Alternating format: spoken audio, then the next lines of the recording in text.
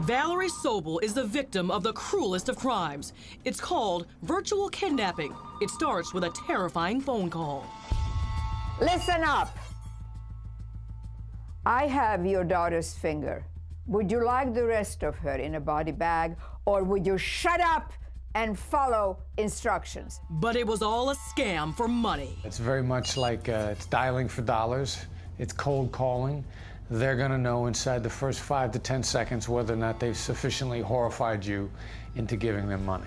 Christopher Voss is the former lead kidnapping negotiator for the FBI. Chris points out these guys prey on a parent's greatest fear, hurting the people you love. He had me out of the house screaming, "Are you in your car yet?" I said, "No, I'm in the elevator. I may lose you." He says, "She's dead if you lose me." Voss broke down the most traumatic day of Valerie's life for Crime Watch Daily. It's critical for a virtual kidnapper to keep a victim on the phone. And that's another thing that one of the other pieces of information they're going to be able to gather within the first 5 to 15 seconds is whether or not they're going to be able to keep you on the phone. She said, "Mom, I'm in terrible trouble. Please help."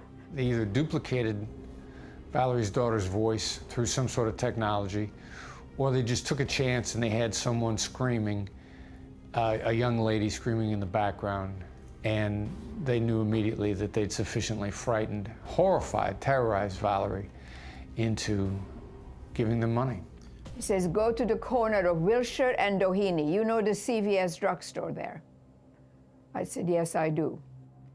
You go there, and when you are ready to park, I will tell you what to do." Well, they're trying to see how much money they can get quickly. Can they frighten you? Can a virtual kidnapper frighten you into going to some place where you can transfer money nearly anonymously, and they can get away with it? They want it to happen very quickly. His demeanor was as if he was high on drugs.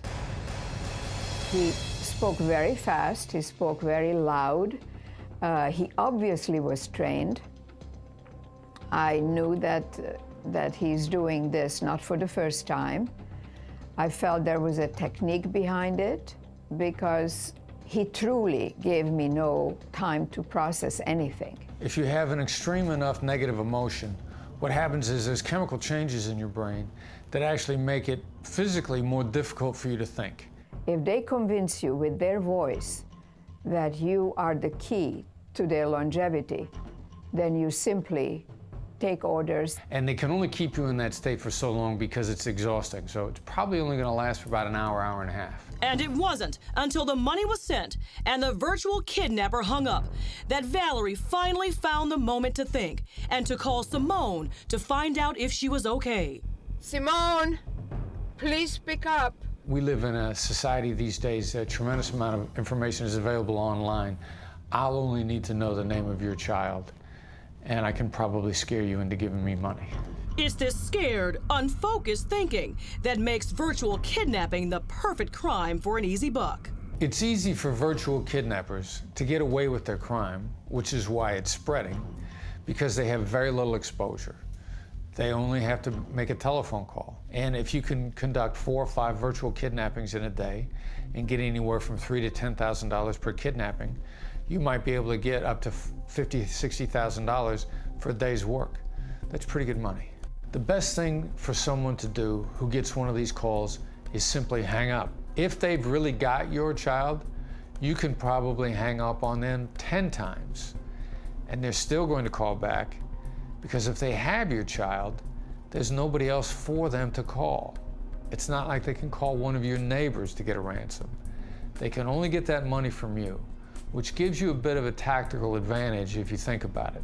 So hanging up is always the first thing to do. The first question, of course, they have to ask themselves is, how do I know that they have my child? The second follow-on question to ask, which is a realistic question, is, how do I know if I pay that I'll get my child back? You have to know both things before you pay. Kidnappers actually understand this because they're looking at this from reasonable and rational questions. So those are 2 things that you can actually ask them and be completely cooperative and tell them you have every intention to pay as soon as you find both of those things out.